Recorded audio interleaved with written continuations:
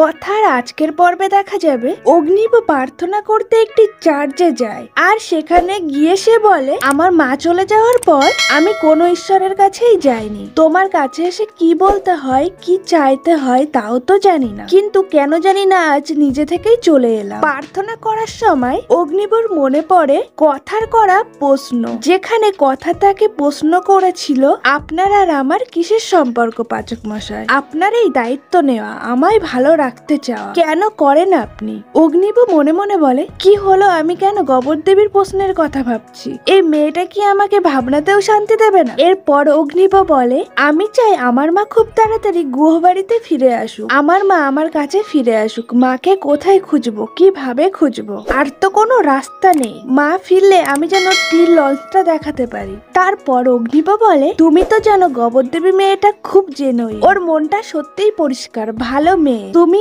ওকে আর জুনিকে ভালো রেখো, আমি ওদের দায়িত্ব নিয়েছি, আমি ওদের যেন টেক কেয়ার করতে পারি। অন্যদিকে কথা জঙ্গলের মধ্যে সে তার পাচক মশাইকে পাগলের মতো খুঁজে চলেছে। এরপর দেখতে পাওয়া যায় ম্যান্ডি আপন মনে বলে, এতক্ষণে গোবর দেবী নিখাত বাঘের মুখে গিয়ে পড়েছে, এবার এভি এলে আমি কাদো কাদো মুখ করে বলবো, জানো তো এভি, আমি কত করে ওকে বারণ করলাম ওইদিকে যাস না, গোবর দেবী না শুনলো না, সেই ওইদিকেই চলে গেল। সে আনন্দে হাসতে। এরপর দেখা যায় অগ্নিব চার্চ থেকে বেরোনোর সময় কয়েকজন ওখানে লোকাল লোক এসে বলে, জঙ্গলে বাঘ বেরিয়েছে। এরপর অগ্নিব তাদের কাছ থেকে জানতে পারে কথা ওই জঙ্গলের দিকেই গেছে, কথাকে কিছু লোক ওই জঙ্গলের দিকে যেতে দেখেছে। অগ্নিব কথাকে ফোন করে না পেয়ে বলে, তাহলে জঙ্গলের দিকে যাওয়ার চান্সটাই বেশি, আমি ওকে বারণ করলাম কোথাও না যেতে, তাও ও কথা শোনে না। অগ্নিব প্রচন্ড ঘাবড়ে বলে, আমি ওর ভালো মন্দ সবকিছুর দায়িত্ব নিয়েছি, যা করার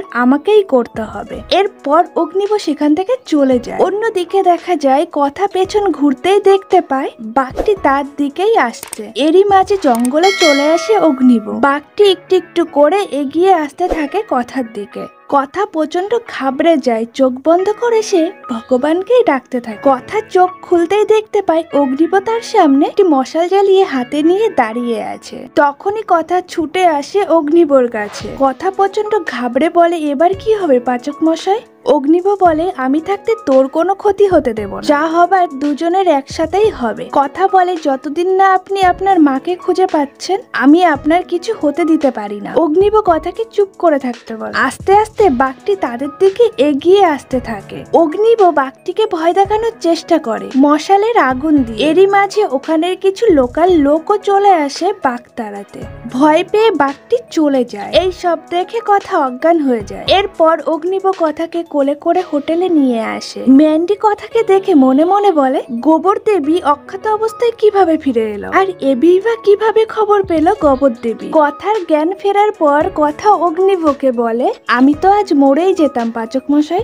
অগ্নিব বলে, আমার কথা না শুনলে এই হয়, বলেছিলাম হোটেল চলে যা, তুই একা একা জঙ্গলে গেছিলিস কেন? কথা বলে, আপনার জন্য, আপনি তো কিছু বলে যাননি, আর ফিরতেও দেরি হচ্ছিল, আপনার যদি কিছু একটা হয়ে যেত তাহলে আমি কি করে মানতাম বলুন তো? অগ্নিব অবাক হয়ে কথার দিকে তাকিয়ে মনে মনে বলে, গোবর দেবী তুই আবার নিজেকে জড়িয়ে ফেলছিস আমার সাথে, আমি জানি না কি করে সবটা ম্যানেজ করব। আমি তো দায়িত্ব নিয়েছি, সেই দায়িত্ব আমি পালনও করব, কিন্তু তুই আমার থেকে যে ধরনের সম্পর্ক আশা করি, যেভাবে আমার জন্য কেয়ার করি, সেই দায়িত্ব আমি নিতে পারবো না। এজাইভের ওপর রাগ হয়, আমার সাথে তোর লাইফটা জড়িয়ে উনি ভাবলেন আমার বোধহয় খুব টাইট দিয়েছেন, আসলে তোকেই কষ্ট দিলেন সেটা বুঝতে পারে না।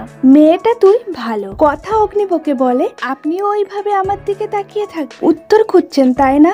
আমি কেন আপনার জন্য এতটা ভাবি? অগ্নিব কথার প্রশ্ন আবারও এড়িয়ে যায়। লোডশেডিং এর জন্য ঘর অন্ধকার হতেই কথা ভয়তে অগ্নিবকে জড়িয়ে ধরে। অগ্নিব বলে, ভয় পাস না, আমি আছি। কথা অগ্নিবর দিকে অবাক হয়ে তাকিয়ে থাকে আর ভাবে চা বাগানে তারা নাচ গান করছে। কারেন্ট আসাই অগ্নিব দেখতে পায়। কথা অবাক হয়ে তার দিকেই তাকিয়ে আছে। অগ্নিব বলে, আবার তুই আমার দিকে লস্ট হয়ে তাকিয়ে আছিস? তোর এই অবাক হয়ে তাকিয়ে থাকা দেখে আমি বারবার অবাক হয়ে যায়। কথা অগ্নিবকে জুনি ঋতুকে ডেকে দিতে বলে। অগ্নিব কথাকে বলে, ভয় পাওয়ার কিছু নেই, বাঘটাগার এখানে আসবে না, কাল সকালে তাড়াতাড়ি রেডি হয়ে নি। অগ্নিব ওখান থেকে চলে যেতেই কথা মনে মনে বলে, কি হলো কথা কলি, আবার ভেসে যাচ্ছ কল্পনার সাগরে? কেন যে আপনি এত আমার যত্ন করেন, আপনাকে কাছে পেলেই স্বপ্ন আসে মনে। এইসব স্বপ্ন কি আদৌ কোনোদিনও সত্যি হবে? আমার কপালে কি সত্যি এই সুখ আছে? আর বলে আপনি মানবতার খাতিরে এত কিছু কেন করেন? সবার তো এত মানবিকতা নেওয়ার ক্ষমতা থাকে না। পাচক মশাই, আমিও তো মানুষ, আর কত সহ্য করব বলুন তো। ভিডিওটি ভালো লাগলে অবশ্যই লাইক, কমেন্ট, শেয়ার করবেন। ডেইলি নিত্য নতুন ভিডিও পেতে ছায়াছবির জগৎ চ্যানেলটিকে সাবস্ক্রাইব করতে ভুলবেন না।